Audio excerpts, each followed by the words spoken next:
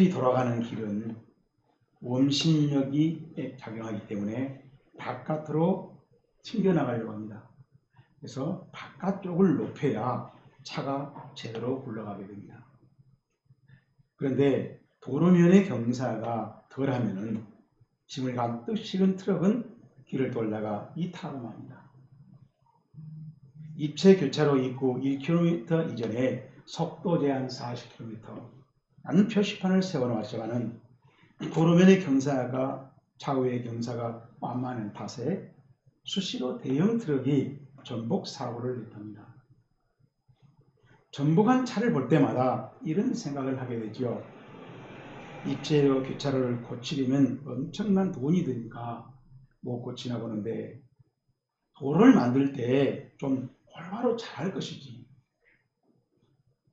그런데 그 도로 교차로에서 전복 사고가 갑자기 사라졌답니다. 왜 그랬을까요? 교차로 입구에 카메라를 설치한 것입니다.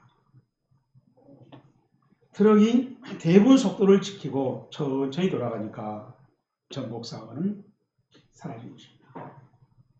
그렇다면 속도 제한 표시판은 예전에도 뚜렷하게 선명하게 잘 보일 수 있도록 세워놨는데 왜 그렇게 자주 전복 사고가 났을까요?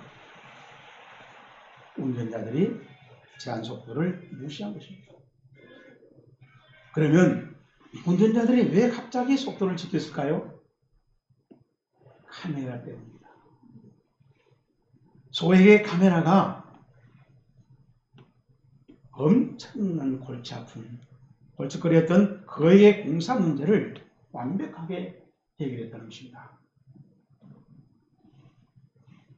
그렇다면 우리 하나님의 자녀들의 삶도 생각해 봅시다. 그리스도인들이 하나님의 뜻을 이탈함으로 자신의 고통은 물론이고 남에게도 피해를 줍니다. 어떤 피해는 평생 고통을 주는 그런 아픔도 있습니다. 그러면 어떻게 하면 그 고통의 피해를 대폭 줄일 수 있는가? 해답은 카메라를 설치하는 것입니다. 목사님이 구간을 방문하고 나서 이런 말을 하더랍니다. 내 평생에 가장 목사답게 거룩하게 산 시간은 북한에 있을 때다. 북한에 갔더니 감시자가 24시간 따라붙답니다. 감시자 앞에서 어떻게 목사답지 않게 살 수가 있나요? 그래서 잠잘 때도 목사답게 잤다는 거예요. 그렇다면 우리 그리스도인들은 어떻습니까? 임마누엘 24시간이 것입니다. 이 사실을 시인하면 하나님과 함께 있어서 항상 하나님의 뜻을 철저하게 순종하게 됩니다. 그러니 임마누엘을 시인하면 되는데 대신 암기로 하려는 신앙생활이 문제인 것입니다. 오늘 설교 본문도 위장신앙생활에 속지 말라고 애써 강조하고 있는 바울을 보게 됩니다. 바울은 설교 본문을 끝으로라는 말로 시작하였습니다. 그런데 교인들은 옛날 교인들과 달리 긴 설교를 싫어합니다. 그래서 설교 중에 목사님이 마지막으로 이 말을 하면은 그렇게 반가워하지 않았습니다. 왜냐하면 마지막으로라고 말을 해놓고 계속 설교를 하니까 속았다 싶어서 짜증난다는 것입니다. 영어에 last but not least 라고 하는 말이 있습니다. 마지막으로 하는 말이지만은 절대로 덜 중요하지 않다 라는 그런 뜻입니다. 연설할 때 마지막 중요한 내용을 말할 때 하는 말입니다.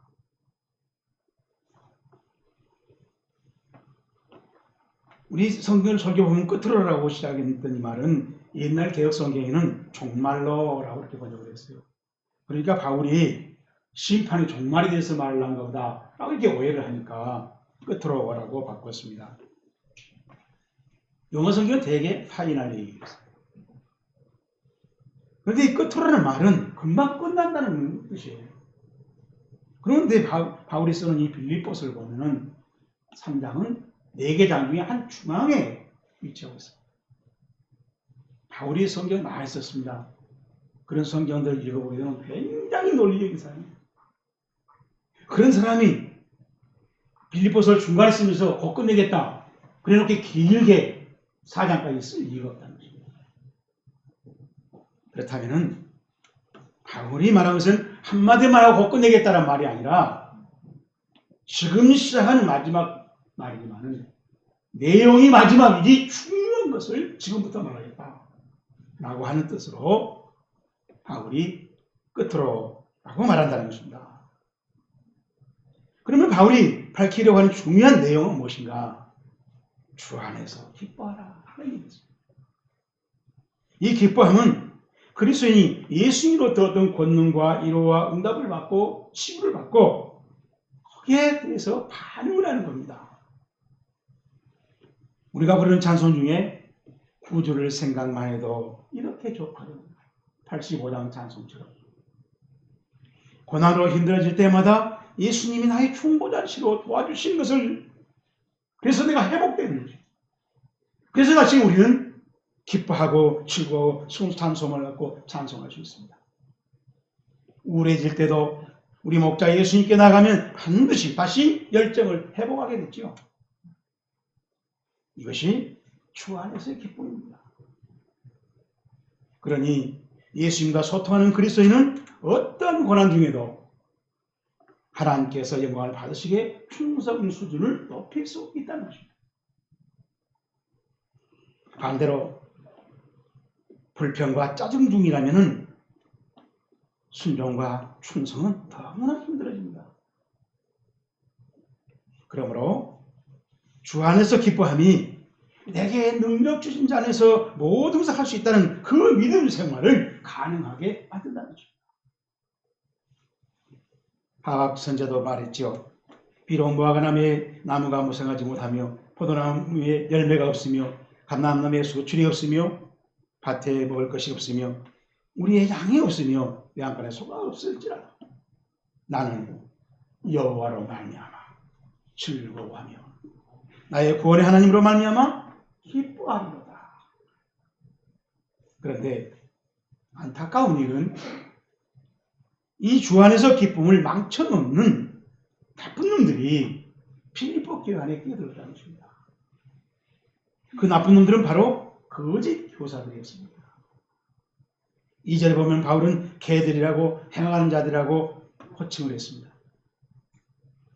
유대인들이 싫어하는 두 가지 짐승이 개지와 개입니다. 부정 때문입니다. 그것은 철저하게 유대주의로 율법주의로 몰고 가는 거짓 교사들 바울이 이렇게 개라고까지 비판을 한 것입니다. 그 유대주의자들은 무조건 할례를 받으라고 했어요. 누구도 예외 없이. 할례는 하나님과 아브라함 사이에 계약 사인이었어요. 사인이 없는 계약은 무효지요. 그래서 하나님께서도 아브라함과 하나님 백성들을 계약하고 그 보증으로 아브라함의 몸에 할례를 남겨둔 것입니다. 하가가 그림을 그리고 그 그림에 자기의 도장을 찍는 표시하는 것과 똑같습니다. 그러니 이스라엘 백성들은 자기 몸에 하나님 백성이란 그 표시를 남기는 것을 대단히 소중히 여겼어요. 자녀들이 태어나면 8일 만에 그리를 했습니다. 그 순간에 얼마나 그 자녀가 하나님 백성이 된 것을, 언약의 백성이 된 것을 감사를 생각하고 소중하게 경외하는 심령으로 그 예식에 임했겠습니까? 그러니 그 유대주의자들은 할례라는 것은 절대로 있다는 것입니다. 그래서 빌립보 교회에 들어와서 정정당당하게 할례를 누구도 예의 없이 요구하게 됐다는 것입니다. 오늘날 한국교회 보수주의가 생각납니다. 내용을 생각하지 않고 어떤 형식만 가지고 정당하다고 우게 되는 것 말입니다. 자, 그러면은 바울이 그토록 개들이요 행합자들이라고 비판했던 가짜들에게 속지 않으려면, 그래서 우리가 기쁨을 상실한 그런 신앙생활을 예방하려면 무엇을 잘해야 하는가? 설교 본문에서 바울의 설명을 들어봅시다. 첫째로 2절 말씀입니다. 개들을 삼가고 행합자들을 삼가고 몸을 해하는 자들을 시작 삼가라. 제가 절판에 그 언어를 헬라어로 써놨어요. 헬라어는 삼가란 말이 3번 나와요. 블레페테란 말인데, 그래서 개를 삼가해라, 행악한 자들이라, 몸에 상처를 낸 사람을 삼가해라, 이렇게 해서 아주 헬라어는 딱 눈에 들어와요. 이 블레페테란 말을 언어로 블레퍼라고 하는데, 이 말은요 자세히 관찰합니다. 근데 그 관찰할 때 어떤 지식을 가지고 관찰한다는 거예요. 우리가 환자를 아무리 봐도 우리는 그 환자에서 병을 찾아내지 못해요. 지식이 없으니까. 거기에 대한 전문 지식을 가지고 자세히 관찰하는 겁니다. 그것도 조심해서, 하나라도 놓칠까 봐서, 빠뜨릴까 봐서 조심하게 살피는 행위를 블레퍼라고 해요. 그냥 우리가 이렇게 보이는 대로 그대로 보는 것을 옵타노마이어라고 해요.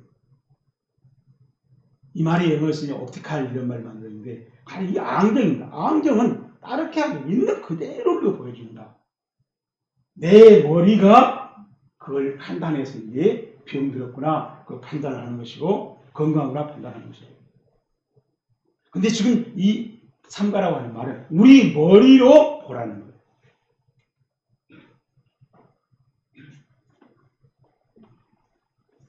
그래서 빌립보 교회는 이방인들, 헬라인들이 많이 있었어요.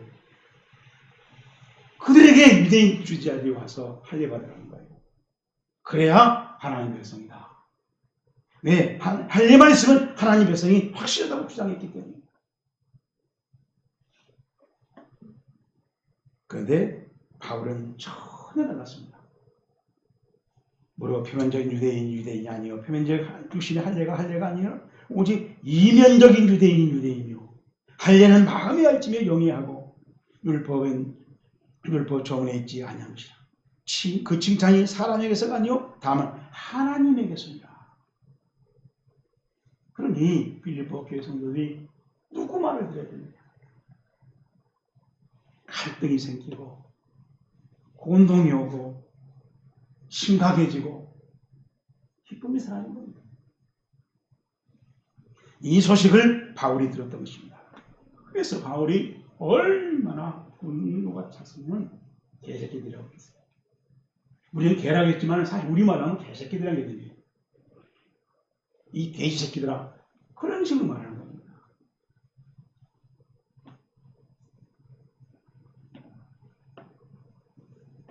오늘 우리도 이런 비슷한 실태를 볼 수 있습니다. 임직 일자부터 계산해서 성직자 몇 년이라고 칭송하는 경우입니다. 성직자답게 충성한 그 일들과 그 시간을 계산해 봐야지. 성직자 임직 받은 날부터 몇 년 됐다고 해서 이 몇 년 내내 거룩하게 산 것처럼 속단해 버리는 것이 바로 바울의 말로 하면은 개새끼들과 다를 바가 뭐입니까? 어느 술꾼이 밤에 만취해서 비틀거리며 기거하는 중이었습니다. 그야말로 가식자로 왔다 갔다 하면서 가고 있어요. 그래서 어느 날 갑자기 어느 할아버지하고 부딪혔어요. 할아버지가 쿵 하고 쓰러집니다. 그 시민 바닥에서 꼼짝을 하지 않는 거예요. 술 취하죠. 그러니까 아무 말이 없어요. 그 술꾼이 할아버지 많이 다치셨나 봐요. 일어나 보세요. 한 말도 꼼짝도 안 하고 있어요. 아이고 순간적으로 큰일 났구나. 이거 뭐 아주 큰 매진탕이가 당했는가 보다 싶어서 할아버지가 조금씩 위아리고 등에 업고 자기 집으로 막 급히 갔어요. 집에 들어와가지고 그래서 자기 침대에 눕혀놓고 자기도 모르게 마음이 이제 다 되고 누가 오지 않고 여기까지 왔는 것 같다 싶으면 마음 놓고 침대에 쓰러 잤어요. 아침에 일어나서 보니까 웬 KFC 할아버지가 누워있더랍니다. 만취로 술꾼의 판단력을 바닥낸 것입니다. 그런데 술만 판단력을 떨어뜨린가요? 사람의 욕심도 사람의 판단력을 흐트러놓기 위해서입니다.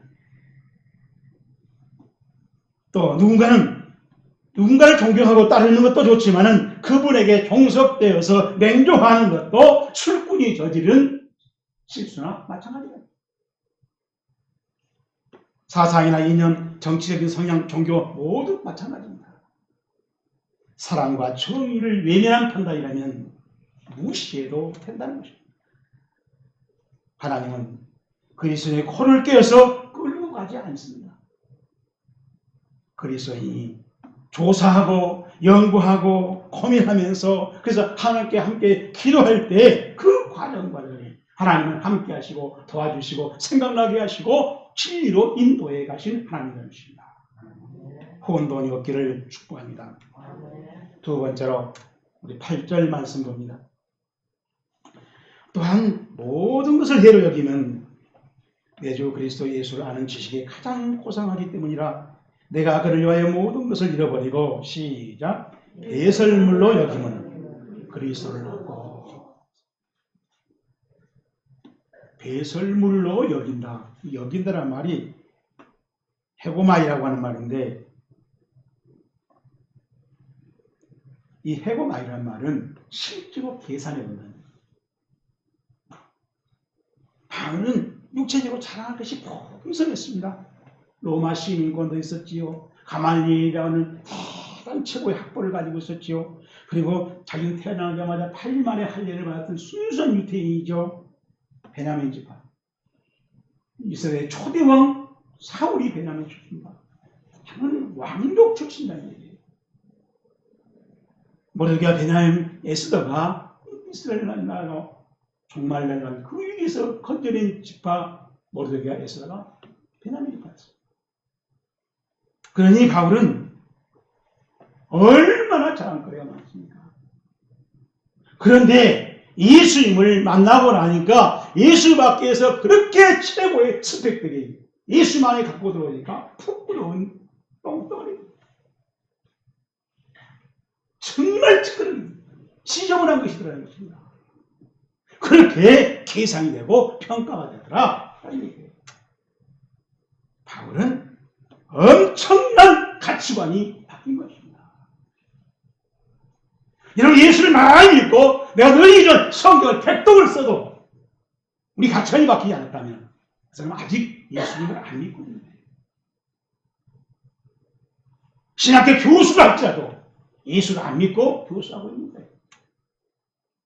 한국의 불의 사자라고 설교를 했을지 몰라도 하나님 볼 때는 예수 안 믿는 목사인 겁니다.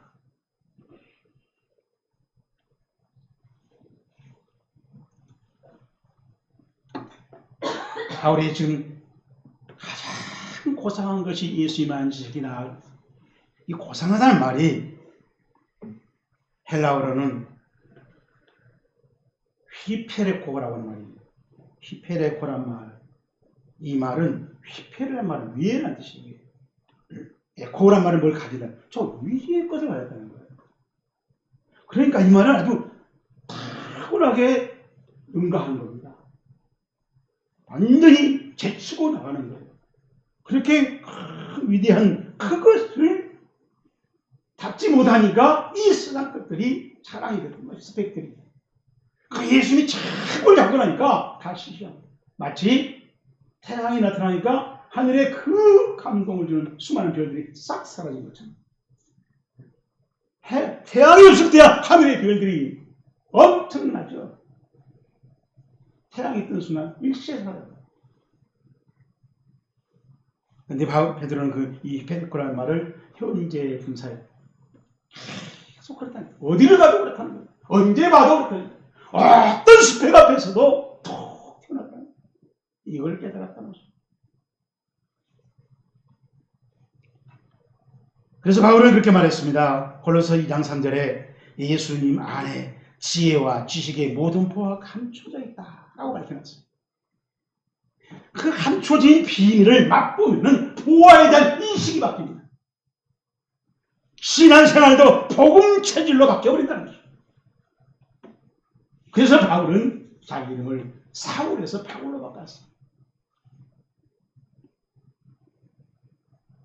우리도 사울을 자랑하지 말고 사울 스펙 자랑하지 말고 바울이 되어서 예수님의 지식을 아는 그 고상한 능가는 지식을 갖고 살아가는데 가치를 두고 의미를 두고 자부심을 갖고 살아가는 신앙생활이 되기를 주의 이름으로 축복합니다. 예수님의 고상한 지식에만 온전히 붙잡히면 유대주의는 하찮은 것이 됩니다. 이성 스펙이 시시해버립니다. 지금도 살아서 보혜사 하시는 성령님께 충성하는 순종하는 그 임마누엘 신앙생활에 충실하게 된다. 이 신앙생활이 이루어지기를 주의 이름으로 축복합니다. 마지막으로 9절 말씀 봅니다. 그 안에서 발견되려 함이 내가 가진 의의는 율법에서 난 것이 아니요 오직 그리스도를 믿음으로 말미암은 것이니 곧 믿음으로 시작 하나님께로부터 난 의라.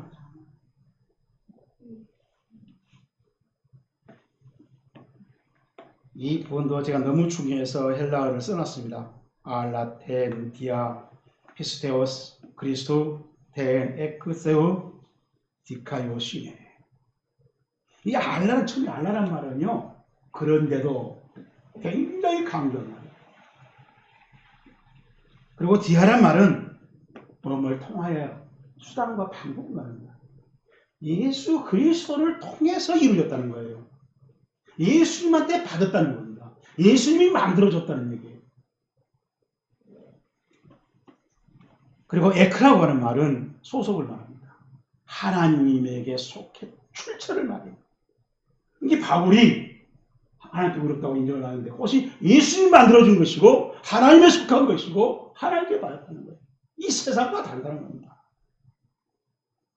사람들한테 만장일치로 받은 거하고 비교가 안 된다는 겁니다.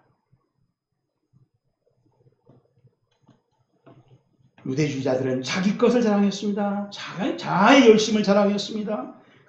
그래서 자기가 돋보이게 하는데 아주 명수들이 했어요. 그렇다면 새로 생긴 예수님에 속한 그리스도인을 옛 유대교에 가둬놓으려고 하는 사람들이 유대주의자였어요.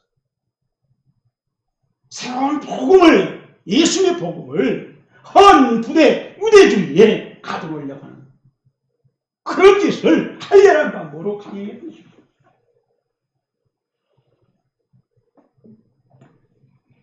우리도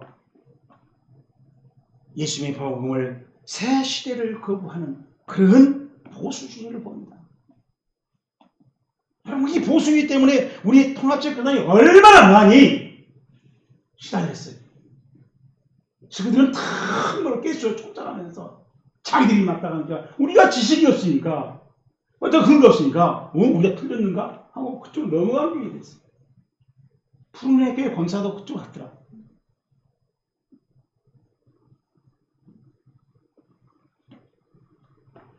그런 교회는 바리새 교회로 둔갑한 겁니다. 보수가 아니라 예수님 볼 때 그렇게 나쁘다는 바리새 교회인 거예요. 그래서 하나님의 말씀의 의미를 올바로 알고 그 의미를 살려가는 신앙생활이 순종인 것이고 이 순종이 하나님 보시기에 하나님은 믿음으로 행한다라고 말하는 것입니다. 만시간의 법칙이란 말이 공감을 얻고 있습니다. 누구나 만시간만 오래 가면 유능한 전문가가 된다는 뜻입니다. 그런데 반론이 생깁니다. 평생 동안 밥에 오래온 우리 아주머니들은 왜 반찬 맛이 안 나는지. 인류 학벌을 나온 큰 똑똑한 사람들이 국회에 다 들어갔는데 왜 국회는 싸움질만 하고 있는지, 왜 안 바뀌는지.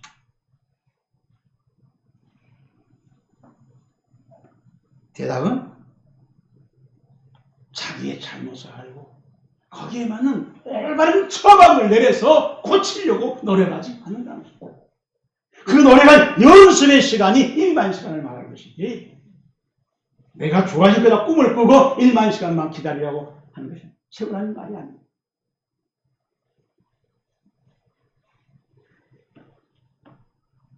매주일 교회에 나서 똑같은 예배를 드린다고 합니다. 주일 성수를 잘했다 할지 모르지만 믿음의進歩는 없습니다. 하나님의 말씀을 거울 삼고 설교를 거울 삼아서 우리의 옛 체질과 옛 습관을 새롭게 갱신해 갈 때 믿음의進歩가 이루어지는 것입니다. 우리의 신앙 수준이 이루어지는 것이고, 예수님은 무엇이든지 구하면 다 이룬다는 그 신앙 수준에 가까이 접근하는 거예요.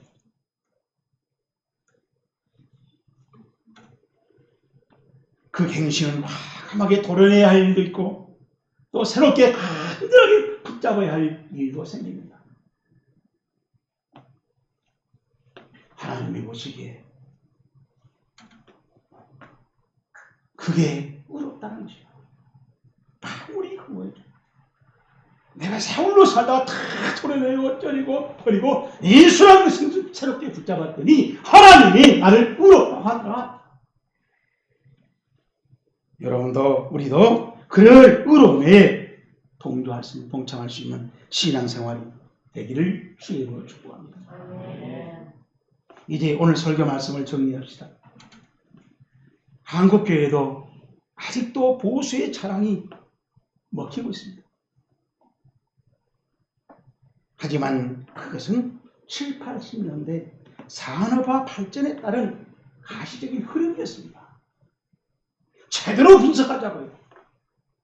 억지에 우리가 같이 떠내려가지 말고, 본질이 아니었습니다. 그것은 사회 현상이었습니다. 그 현상 사라지니까 다 지금 거품으로 다 주저앉잖아요.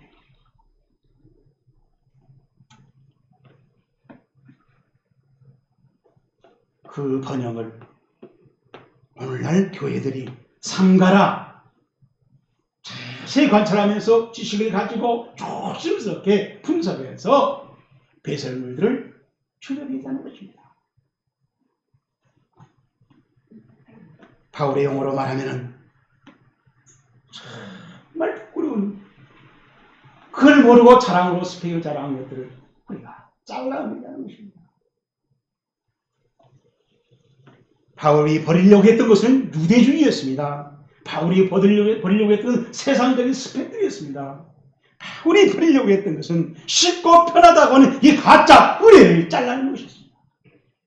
자기 십자가를 지고 주님을 따라가는 예수교가 아니었다는 것을 명심하시기 바랍니다.